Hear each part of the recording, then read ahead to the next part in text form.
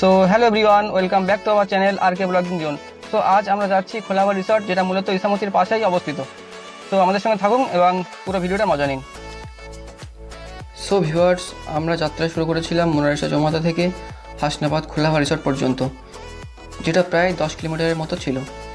আমরা দেখতে পাচ্ছেন পুরো প্রপার গ্রামের মধ্য দিয়ে যাচ্ছি একদম। দেখতে পাচ্ছেন সামনে রাস্তা খননের কাজ হচ্ছিল, আর এদিকের আকাশটা মারাত্মক সুন্দর লাগছিল। কত সুন্দর একটা ভিউ। তারপরে আমরা ওয়েট করছিলাম কখন রাস্তাটা একটু খালি হবে আর আমরা যাব। সো এই যে জেসিবি কাকু, ইনি খুব তাড়াতাড়ি কাজ করছিলেন, দেখতে পাচ্ছেন। সো গাইস, দেখতে পাচ্ছেন আমরা যেভাবে সেভাবে সাইড নিয়ে আমরা রওনা দিয়েছিলাম আমাদের গন্তব্যের দিকে।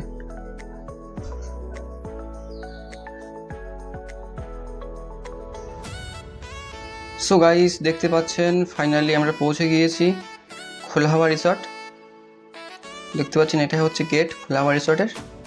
আর চারিদিকের যে ভিউটা দেখতে পাচ্ছেন কত অসাধারণ, আকাশটা কত সুন্দর লাগছে।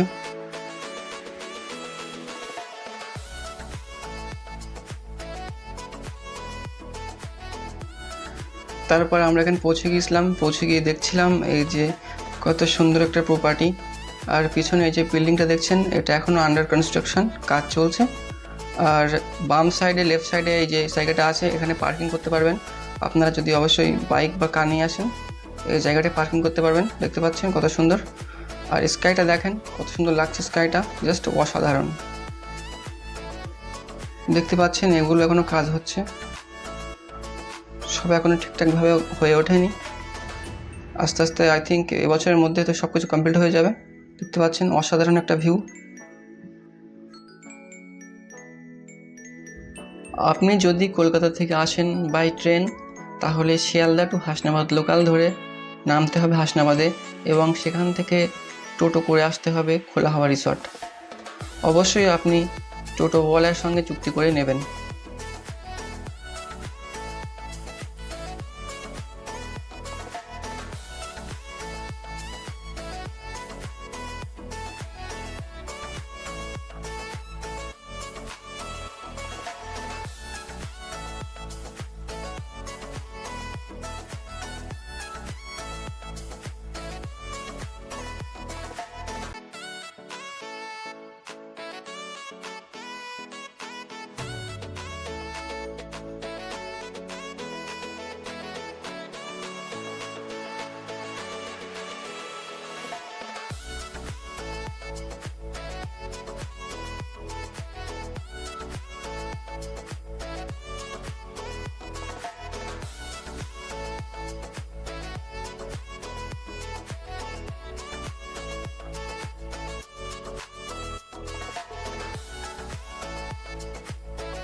সো তারপরে যেরকম নর্মালি আমরা ভিডিও করি সেরকম ভিডিও করছিলাম, অ্যান্ড সাডেনলি যে কাকুটা বসে আছে ইনি বলছিলেন, অনেক কিছু বলছিলেন, সেটা আমি পরে এক্সপ্লেন করছি আপনাদের সঙ্গে। দেখতে পাচ্ছেন এটাই হচ্ছে ইসামতি নদী, যেটা একদমই খোলাহাওয়া রিসর্টের অপোজিটে অবস্থিত। দেখতে পাচ্ছেন কত সুন্দর। সো গাইস, তারপরে আসি ওই যে কাকুটার কথা বলছিলাম, ওই কাকুটার কথায় আসি। আমরা গিয়েছিলাম রিসর্টটা একটু এক্সপ্লোর করতে, অ্যান্ড তার সঙ্গে আমরা শ্যুটও করছিলাম। বাট সাডেনলি ওই যে কাকুটা বলতেছে যে এরকম ভিডিও করা যাবে না, তোরা ভিডিও কেন করছিস, পারমিশন কোথা থেকে পেয়েছিস, অনেক কিছুই বলছিল। বাট আমি বললাম এখানে তো কোনো বোর্ড লাগানো নেই, তাছাড়া অনেকে তো ভিডিও শ্যুট করছে, আমরা করলে প্রবলেম কোথায়। আমি শুধু এতটুকুই বলতে চাই যে ওই যে কাকুটা ছিল, ওর ব্যবহারটা একদমই ভালো ছিল না, বিহেভিয়ারটা অনেকটা ব্যাড ছিল।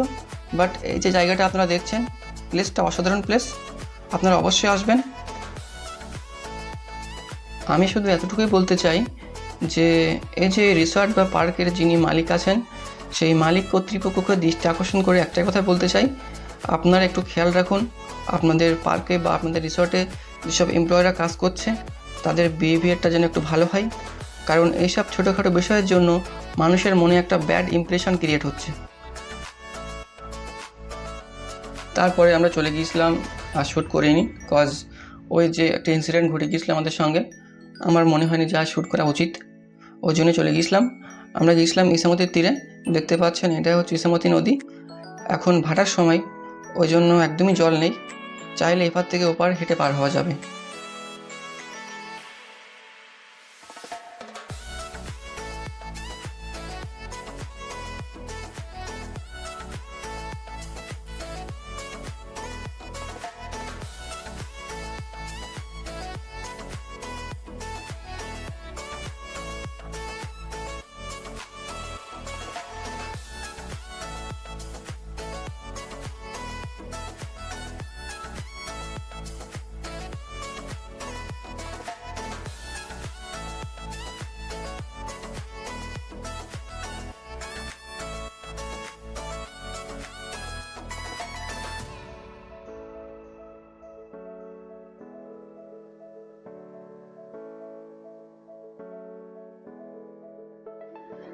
সো বন্ধুরা, যদি ভিডিওটা একটু ভালো লেগে থাকে তাহলে প্লিজ একটা লাইক করে দিও, আর চ্যানেলে নতুন হলে অবশ্যই চ্যানেলটা সাবস্ক্রাইব করে দিও, একটা কমেন্ট করো, আর দেখা হচ্ছে পরের ভিডিওতে।